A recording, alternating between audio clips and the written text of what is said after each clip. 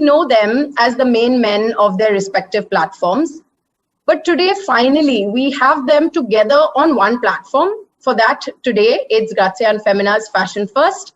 A very warm welcome to Mr. Sunil Sethi, Chairman of the Fashion Design Council of India, and Jaspreet Chandok, Head of IMG Reliance Lifestyle Business. These two gentlemen that we have here today have just wrapped up massive events on their respective platforms. So my first question to the two of you, which medium works for you? I know that digital there's no longer just on ground or digital, but you guys have pretty much worked on both right now. So I'd love to hear your feedback on what wins more favor with you. It'll be very hard for me to pick one over the other, and both have their own prowess. The digital world has been a big equalizer. So it has democratized fashion, as everyone now gets a front row seat. There are no distinctions anymore. So it has removed the velvet rope, so as to say, and has ushered in a new kind of customer for whom this kind of accessibility is really something very new. The departure has been great for the designer. So I think they are really happy. They are looking out of the box. They are engaging much more with their customer. Much better for the customer. But where it comes to me, for me, I've done more than 1,000 physical shows.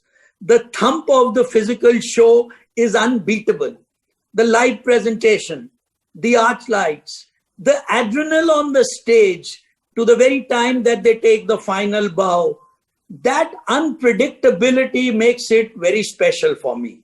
So I know that I will not be liked for this comment. Everybody wants to say that digital is the new age thing, phygital is the new thing, and I do agree. But when your question is what makes it tick for me, I don't think we will ever not have a physical showroom. No, in fact, I tend to agree with Mr. Sethi. While he would expect me to lean all digital, I think, from the perspective of what puts together the platform as well, I think there is a physical component you can never take out of fashion, especially since a significant amount of what we call fashion and craft in the country is our hand-woven, innovations that we do as well. And there is only so much that you can showcase in the digital space. It will always require a physical element to it as well. So I think over a period of time, what you will see is that, let's say fashion weeks across the world and in India have created a lot of new innovations in the digital space. Some of those innovations over a period of time now will become part of the physical event when the physical event returns as well. So you will see, these digital interfaces becoming layers and add-ons to what a physical event will be. But I don't ever see the digital only experience completely replacing the physical event. I don't think it works in the long term either for the fashion community or to the partners that we actually, bring on board to invest in our properties as well. So it will require a balance where some of these innovations become part of the event, but a return to, a lot of things that were physical in nature as well. Jaspreet has made a very valid comment that it works very well for the designer, but sometimes, things are run on the basis of sponsorships as well. When we say partners, we do mean sponsors sometimes. We do need, outside help, as an organization. We are a not-for-profit society. We do need people to come and fund this also. And for them also, you see, every time we did have a problem this time where many of them said, call us back when you have a physical event. So there is a difficulty in having this. But having said that, this one was so successful, to do 53 shows in a matter of 1 month. I think, it's unbelievable the success we reached with where we thought we would go just digital and went phygital. I think it's been a good learning also. So if you ask us, I think both of us are in agreement that we'll have to find a medium, a way which pleases both factions. So, having seen all the shows that have played out over the past month, do you think that this digital format also pushes a designer to reassess his creative learnings in terms of a show no longer just includes just clothes? It's also about a strong narrative, strong visuals. I mean, we've seen that happening. Yeah, the digital format, as I talked to you, it's brimming with creativity, and it gave the designers a lot of opportunity to vent. After all, it's been almost 6 months that they have been in this kind of space. Whether it was underwater, whether you had to show a sequence in a fort or in a heritage site, you wanted to do street style and did a parking lot kind of a scene, whether nature was your inspiration, the credit has to go this time to the storytelling, which kind of brought them closer to their customer. I think the designer had a narrative all along. It had a distinct voice which carries their brand aesthetics. At the same time, I must say that fashion was the strongest mode in this non-verbal communication. I just feel that designers did their best, and it was a new kind of a feeling for them. They experimented and it worked for them. I think we all did our best. There were a lot of challenges that each one of us, whether it was the designer community, the people who were running the fashion weeks, or, even, partners who were investing in us. I think it was a challenging environment for everyone. And like Mr. Sethi said, everybody did their best. And I think that's what needs to be appreciated. There will always be, we can sit down here and start dissecting individual designer competencies and creativities and showcases. But the fact of the matter is, it was a new medium for a fair part of the industry. It was a new medium for us to implement as well. And I think everybody just did their best. And I think there were some really, really standout, showcases done by designers in all three of the fashion weeks. True. I think there were, some showcases that you could benchmark to anywhere in the world. And I think that's really the, let's say, testament to the quality of the creativity and the craft that exists within the Indian fashion industry. That we're actually sending a compendium of some of these showcases to the guys at New York Fashion Week as well, because they've gotten in touch and they had a look at some of the stuff that, was being done in India, and they wanted to know more as well. So I think, from that perspective, there has been a fair amount of interest generated and visibility globally as well, from what has been achieved by the Indian fashion industry. So coming back to the way we've been consuming fashion lately, and lately I mean the last 6-7 months and the situation we're in, there is again a lot of talk about a seasonless edit versus shows which follow the still follow the seasonal pattern. A lot of designers have opted to do even capsule collections, which are kind of seasonless, and they've even put that out in their kind of on their notice boards. I know that you guys have already been in that flow since the past few years, but do you think that's more a calling for now, considering the situation we're in? By that, I mean a seasonless edit. Now, I would say, trans-seasonal works much better, as clothes all seem to be, very specific. Now they can be altered, they can be twisted, they can be layered to transcend to the next season. The buyer now wants pieces they can take forward with a few additions, things that are fuss-free, that are easy to wear, and yet they have to be replete with some ingenuity. I think ye dil mange more in one ensemble is what they are looking for. But FDCI has a few restrictions here. We have a lot of international buyers who zoom in all the time. We are known as the business of fashion. So what happens is we have to go by the international season, because when they place an order, you require 3 to 4 months for delivery.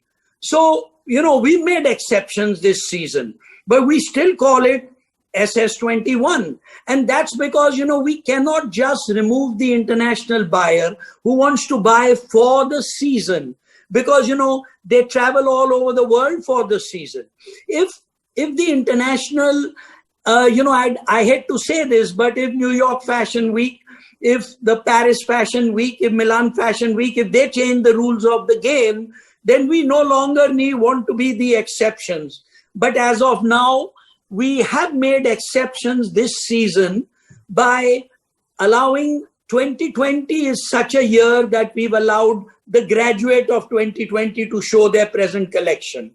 We've allowed people to do what is known as demi couture. If people were looking at the next 1 month where there are going to be lots of festivals and celebrations, we've allowed them to show what is right for them and their customer. So technically speaking, this is the first time we have been a lot more flexible in sticking to one season. I think, Jaspreet and Lakme Fashion Week, I think they have a better viewpoint on this. They've stuck to seasonless for a longer time in that sense, but maybe he can tell you best. Yeah, so I think from our perspective, and this is also a learning that's come in over a period of time as a platform. I think, and I don't think we've reached there yet, but that perhaps would be the ultimate vision to get to, is that the platform in itself does not define what is best for a designer to build his business. So there will be a certain set of designers who say, hey, we want to completely bypass the seasonal concept and launch B2C. So if you see this season, we have done a lot of B2C shows as well.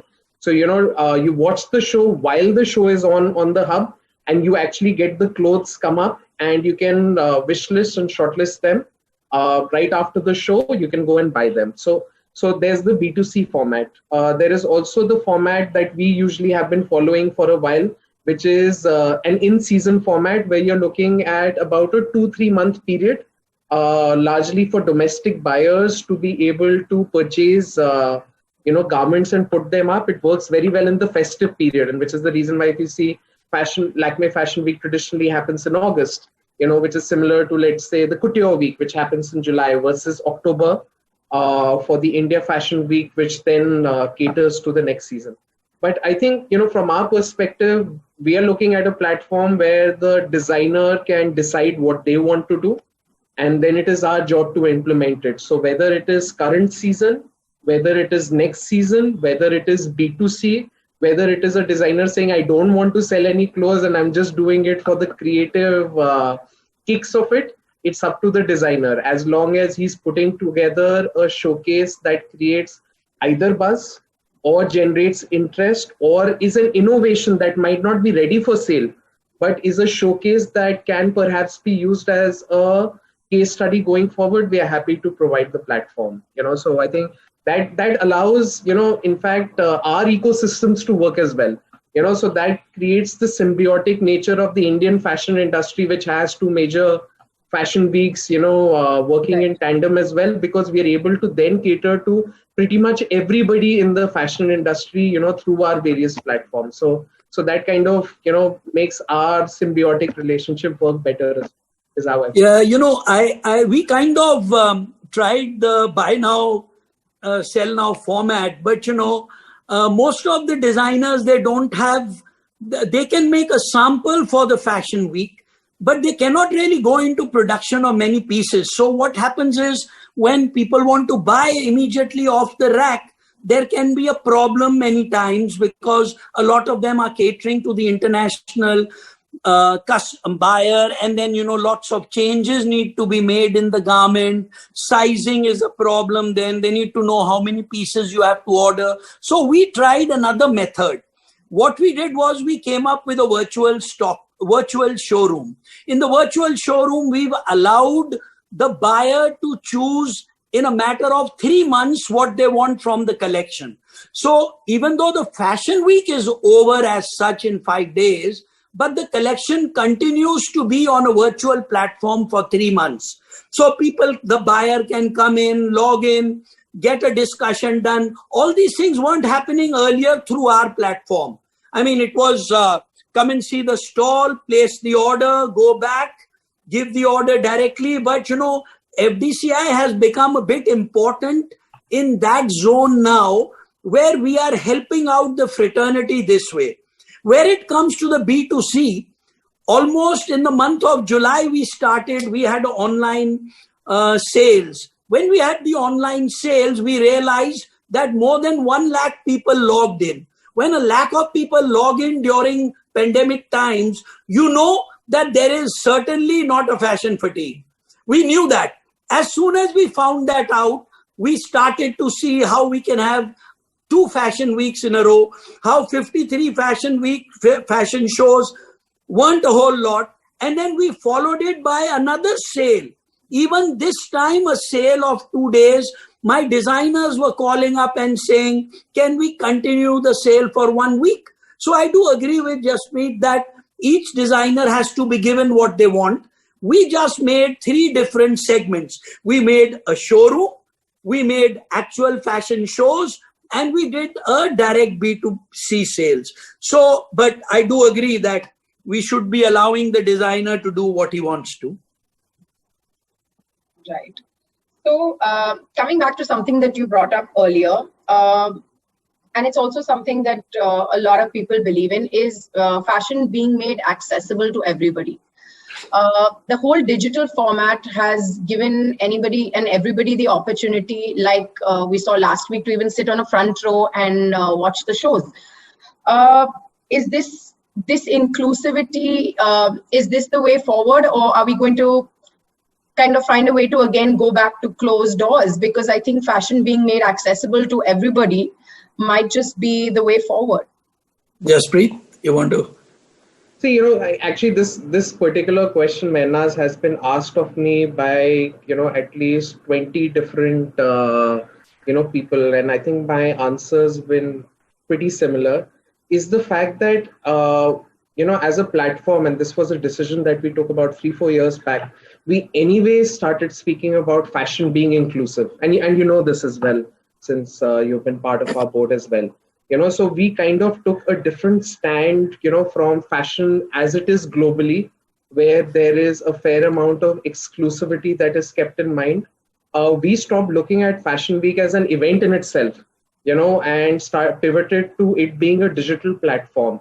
And hence the work that we did, while it had a tentpole action that happens during the physical event, became a digital platform that runs through the year. I don't think, there has been any shift in that strategy because of the pandemic, except for the fact that the physical action didn't happen.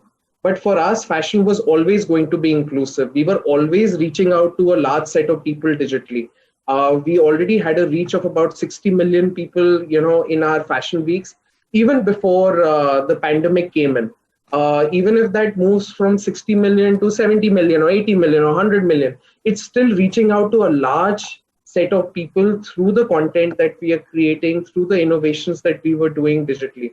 So from our perspective, while you might talk about democratization of fashion, I don't think we've taken any action to democratize fashion anymore or make fashion any more inclusive. We've been doing it for the last 4 or 5 years. So, and this season everybody was invited to watch from the front row as well, which was also exciting for someone who hasn't kind of watched it maybe at such close quarters. We don't know whose line this was. We're not sure whose line it was because we used it as well. And I think it's relevant to all. So frankly, absolutely, it's quite generic but we also felt that we're offering the front row seat. But there is a customer out there who's not really visiting the brick and mortar stores during these days. So he or she, when they're online, want to buy at a much more competitive price. So that's why I think it is important to modernize. For us, it was more important to rethink. We haven't been doing it for 5 years. like Jaspreet says. So we had to rethink, we had to reset, we had to pitch the product in many innovative ways. Our designers had to do that because we want to get the customer hooked.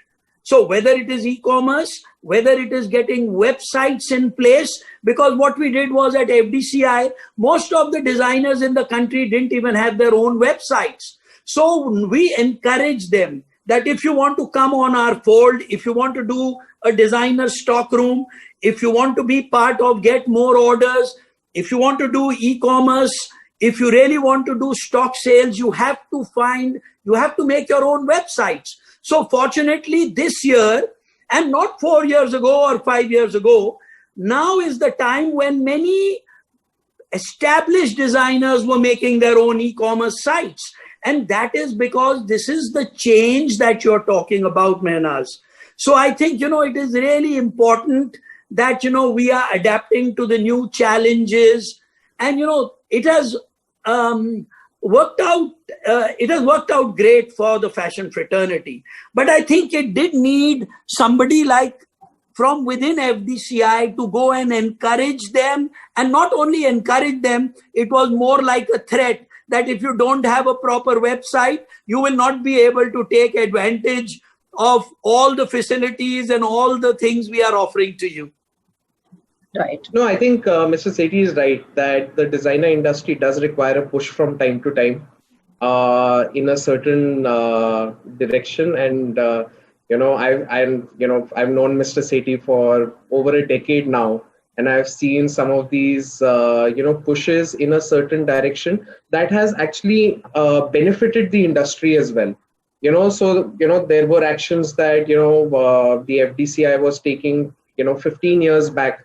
That made a difference. There have been, various actions taken by Mr. Sethi specifically and the FDCI that have moved the needle for the designer fashion industry. So there's no disputing that. But also, Jaspreet, you've helped us along the lines because, what happened this time is that I can see Mehnaz smiling because she was not expecting us to support each other. No, I was all for it. No, I'm kidding. I'm saying that, we came up with a COVID support fund.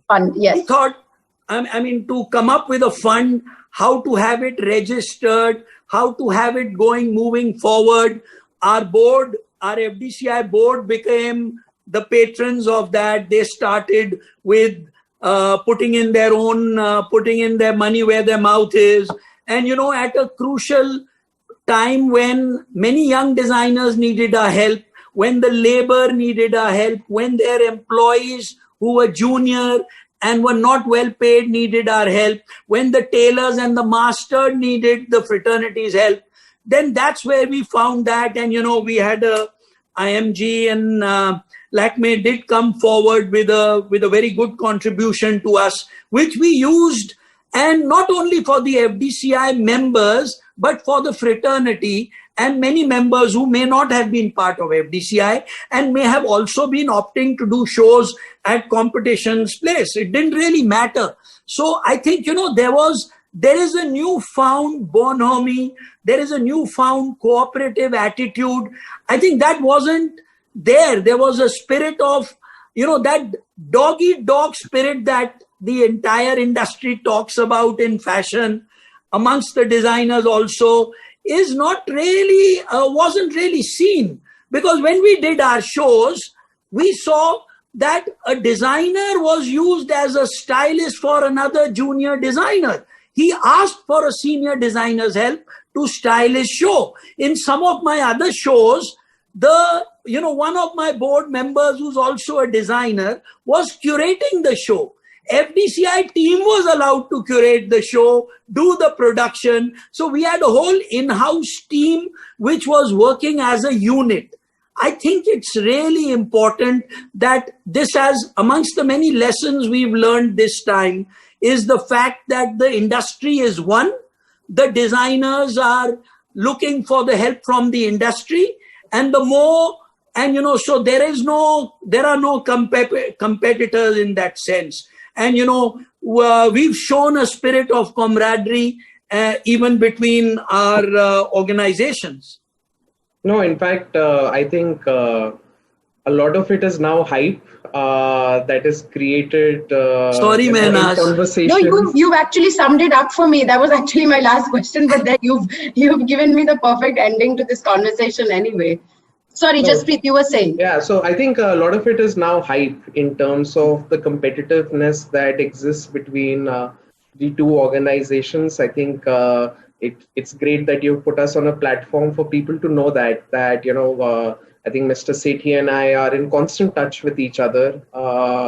We don't get played one versus the other in terms of conversations.